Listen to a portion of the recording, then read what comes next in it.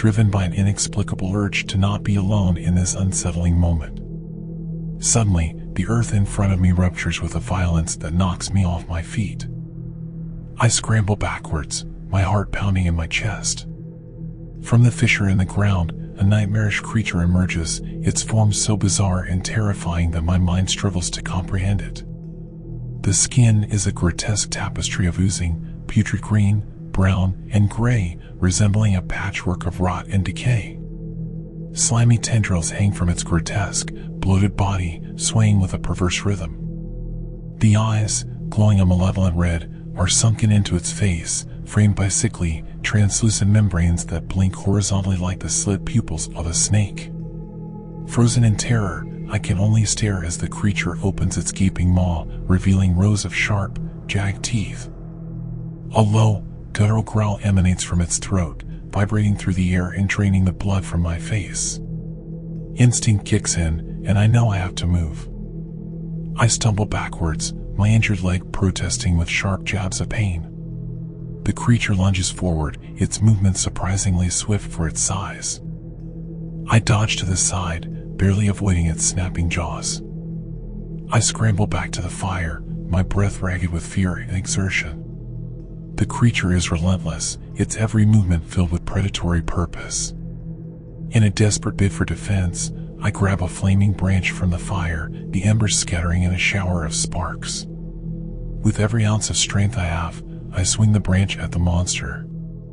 The flames lick at its grotesque skin, and it recoils with a hideous screech that pierces the night air. The smell of burning flesh and singed hair fills my nostrils, a nauseating reminder of the surreal danger I'm facing. I don't stop to think. I swing the branch again and again, each strike a desperate plea for survival. The monster, though visibly pained by the flames, is undeterred. It snarls and lunges at me with renewed ferocity, its claws swiping through the air, inches from my face. I retreat, circling the fire, using it as a barrier between myself and this nightmarish foe. I grab my bag, pivot on my heel, and sprint towards the waterfall, the only refuge I can think of. The creature follows, its guttural roars echoing off the rocky walls. My heart pounds in my ears, drowning out all other sounds except the monster's relentless pursuit. I don't dare look back, focusing only on the path ahead. Reaching the waterfall, I scan the area frantically for any crevice or overhang to hide in. The mist from the fall is thick, shrouding the area in a damp, eerie veil. I can hear the creature's heavy footfalls drawing nearer, the sound growing louder with each passing second. My heart hammers against my ribcage, threatening to burst. In a split-second decision, I dart towards a small overhang near the base of the waterfall. It's a gamble, but it's the only chance I have. The ground is slippery, treacherous, and I struggle to maintain my balance as I move. Just as I reach the overhang, a terrifying realization hits me. It's a dead end. The rocky wall looms high, offering no escape. I feel utterly cornered, trapped. The creature's growls are now just meters away, its menacing presence looming over me. Panic grips me, the fear so intense it's almost paralyzing. My mind races through every possible scenario, but none offer a way out. I brace myself, ready to face the creature, when suddenly, a pair of strong, calloused hands grabs me from behind, covering my mouth. My initial impulse is to struggle, to fight against this new threat, but the hands are insistent, pulling me towards the cascading waterfall. I plunge into the veil of water, a cold, blinding torrent that disorients me further. Is this another threat, or an unexpected ally? As I'm pulled through the cascading waterfall, the cool water envelopes me, sending shockwaves through my already exhausted body. The sensation is disorienting, like being caught in a relentless storm. I can hardly see or breathe, but the strong grip on my arms guides me steadily through the torrent. We emerge into a narrow, cramped crevice, hidden behind the waterfall. The space is barely large enough for two people, and I'm pressed close to the stranger in the confined area. The sound of the fall roars just outside, muffling any other noise. The stranger, still gripping my arms, finally releases me and spins me around to face him. I find myself face to face with a young Aboriginal man. His features are strong, weathered by the elements. His eyes are alert, his expression serious but not unkind. He's dressed like a traditional hunter-gatherer, reminiscent of the figures I've seen in history textbooks. His skin is painted with intricate designs, symbols that speak of a deep connection to the land and its lore. He's armed with traditional weapons, including a spear and a boomerang hanging from a belt made of woven plant fibers. He seems like a man out of time. For a moment, we just stare at each other, both catching our breath. He gestures to me to stay silent, his finger to his lips. The young man, his movements swift and deliberate, reaches into a small leather pouch at his side. He pulls out a handful of fine, ochre-colored powder. Without a word, he spits into the powder, mixing it with practiced ease. He starts smearing the gritty paste over my face, hair, and clothes. His hands are gentle yet efficient, covering every exposed bit of skin. The paste smells like a blend of native plants and herbs, an earthy and almost comforting aroma. As he works, he pauses ever so slightly over my face. There's a flicker of surprise in his eyes, a brief but unmistakable reaction to my fair complexion, so different from his own. But he quickly regains his composure and continues his task. The stranger finishes applying the paste just as the heavy footfalls of the creature grow dangerously close. He draws his spear, his body tensing, ready for the confrontation. His eyes flicker to mine, a silent message to stay quiet and still. Then, piercing through the cacophony, I hear it, a voice so familiar it sends shivers down my spine. "My little Wren, are you there?" it calls, using the secret nickname only my father ever used. The voice is warm, comforting, yet utterly impossible. Every instinct in me wants to rush towards the sound, towards the memory of safety and love that voice represents. I take a step forward, my heart aching with a mixture of hope and disbelief. But the stranger's hand grips my arm firmly, holding me back. His eyes, intense and fearful, meet mine. In them, I see a warning, a plea not to give in to the illusion. The voice outside, rich and familiar, continues to beckon. "It's me, Big Eagle. Don't be afraid." The use of my father's nickname for himself sends a wave of nostalgia and confusion over me. It's as though the past and the present are colliding in this surreal moment. The voice grows more insistent, pleading now. "Willow, please come out. I've missed you, love." It's almost too much to bear, hearing these words from a man I believe was gone forever from my life. The voice outside shifts, no longer just my father's, but now intertwined with the soft tones of a woman and the playful chatter of a child. They speak in a language unfamiliar to me, their words flowing like a gentle stream, melodic and haunting. The voices, though soothing, carry an undercurrent of something sinister, an attempt to lure us from our hiding. My companion clenches his jaw, his hand tightens around the shaft of his spear. I can see the conflict raging within him, a desperate fight against the urge to respond to these ghostly calls. The creature's snout, a grotesque mix of scales and sinew, pushes through the narrow opening of our hiding place. Its breath is hot and faded, filling the confined space with an oppressive stench. It sniffs around, probing closer and closer to where we crouch in silent terror. I hold my breath, trying to make myself as small as possible. The creature's snout comes mere centimeters from my face, its nostrils flaring as it searches for a scent. My heart pounds so loudly in my chest, I'm afraid it'll give us away. But the paste smeared all over me seems to mask my scent, disguising my foreign smell with the earthy tones of the Australian bush. The creature hesitates, sniffing the air with confusion. It's as if it senses our presence but can't quite pinpoint where we are. Finally, after what feels like an eternity, the creature withdraws its snout from the crevice. Its frustrated growls and heavy footsteps recede as it continues its search elsewhere. Time seems to stretch on endlessly. For a moment, neither of us moves, still reeling from the close encounter. Every sound, every shift in the air sets my nerves on edge. But gradually, the oppressive sense of danger begins to fade. The creature's growls and footsteps, once so menacingly close, are now distant echoes. Finally, after what feels like hours, the young man relaxes his posture slightly. His sharp gaze softens as he turns to me, nodding slightly. It's a silent signal that it might be safe to leave our hiding place. We emerge cautiously from behind the waterfall, stepping out into the cool, misty air. The sun rising is just a sliver on the horizon, casting a soft, golden glow on the rugged landscape. The immediate area is quiet, the only sound being the water cascading down the rocks.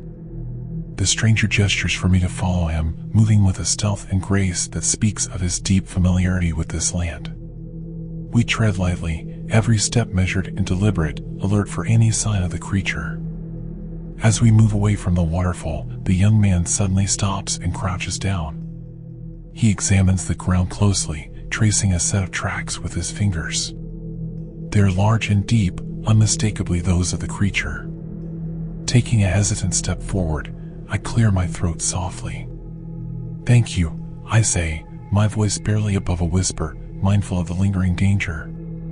"You saved my life." I pause, waiting for any sign of acknowledgement, but he continues his examination, unfazed. I try again, a bit louder this time. "Can you tell me your name? Do you know what was that thing we just saw?" My questions hang in the air, unanswered. He looks up at me with a perplexed expression, his brow furrowing slightly. In a low, cautious tone, he mutters something in a language I don't recognize. The words are fluid, rich with inflections that are unfamiliar to my ears. Garnering nothing but blank stare from me, he returns to the tracks, his eyes widen as he picks up a piece of tattered fabric from one of the creature's paw prints. It's a small scrap, but clearly part of a garment, frayed and stained with what looks like dry blood. He holds it up, examining it closely, his expression one of concern. Suddenly, he turns to me and becomes animated, speaking rapidly in his native tongue. His words are a torrent of sounds and syllables that dance around me, completely foreign and incomprehensible. He points emphatically at the scraps, then to the tracks, and finally towards the dense bushland. I watch him, trying to decipher his meaning through his gestures and the urgency in his voice. It's clear he's trying to convey something crucial, something about the creature and perhaps its recent activities. "I'm sorry, I don't understand," I say, my voice tinged with frustration. "Can you please just speak to me in English?" It doesn't even occur to me at the time that he might not know English. He stares at me, his expression hard to read. For a moment, he seems to be weighing his options, his gaze shifting from me to the wilderness around us. Then, without another word, he turns and storms off into the bushland. His departure is swift, a clear sign of his annoyance or perhaps his need to act quickly. For a moment, I'm stunned, left standing in the early morning light, the sounds of the wilderness enveloping me. The sense of isolation is palpable, and the memory of the creature's terrifying presence is still fresh in my mind. Shaking off my hesitation, I start to follow him. My injuries protest with each step, but the danger of being alone in this environment, especially with that creature out there, overrides my discomfort. "Wait!" I call out, my voice echoing slightly in the open space. Catching up to him, I try to keep pace, my breathing heavy from the exertion and pain. "We should stick together," I say, more to myself than to him. "Especially with that thing out there." He doesn't stop, but I notice he's not moving as fast as he could. It seems like he's consciously slowing down his pace, allowing me to follow close behind despite my injured state. He continues forward, muttering something under his breath in his language. It's a stream of words I can't understand, but the tone suggests distress. We trek through the rugged wilderness, the landscape a blur of reds and greens through my increasingly hazy vision. The throbbing in my head, a dull ache at first, grows into an insistent, pulsating pain. It feels like a drumbeat, relentless and overpowering. My steps become unsteady, each movement sending waves of nausea and dizziness through me. As we navigate the dense underbrush, my vision starts to double, the world around me splitting and merging in a disorienting dance. I blink rapidly, trying to clear my sight, but it only seems to worsen. The edges of my vision darken, the encroaching shadows narrowing my field of view. I can feel the heat of the sun on my back, the sweat trickling down my spine, but it's as if I'm moving through a thick fog. My ears ring, the sounds of the bush muted and distant. I try to focus on the young man leading the way, his figure now a nondescript silhouette in front of me. I want to call out, to tell him that something is wrong, but my tongue feels heavy, my throat dry. With each step, the pain in my head spikes, a sharp contrast to the numbness that starts to creep into my limbs. I stumble, my feet tangling in the underbrush, and my hand reaches out, grasping for support. But there's nothing to hold on to. My knees buckle, and I feel myself falling. The ground rushes up to meet me, a collision that seems both imminent and surreal. In that moment, a wave of helplessness washes over me, a sense of impending doom. But the impact never comes. Instead, there's a sudden, jarring halt as strong arms catch me, preventing me from crashing to the earth. I barely register the sensation of being lifted, my body too heavy, too disconnected from my mind. The last thing I remember is the sensation of being carried, the steady rhythm of footsteps, a faint echo in the growing darkness of my mind. As I slowly regain consciousness, the world comes back into focus with a soft blur. The gentle sway of leaves above me creates a kaleidoscope of light and shadow. I'm lying on a bed of green foliage under a sprawling eucalyptus tree, its distinct, aromatic scent filling the air around me. I try to sit up, but a sharp pain in my head forces me back down. That's when I notice the stranger sitting beside me, his watchful eyes fixed on my face. He holds out a container, crafted from the bark of a tree, filled with clear, cool water. With his help, I manage to take a few sips, the water bringing a much-needed relief to my parched throat. He then gently examines my head, his fingers probing with a careful, practiced touch. There's a tenderness in his actions. He's collected various plants and herbs, some of which I recognize as native remedies. With skilled hands, he starts to apply a poultice to my head wound. The cool mixture stings at first, but soon a soothing sensation replaces the pain.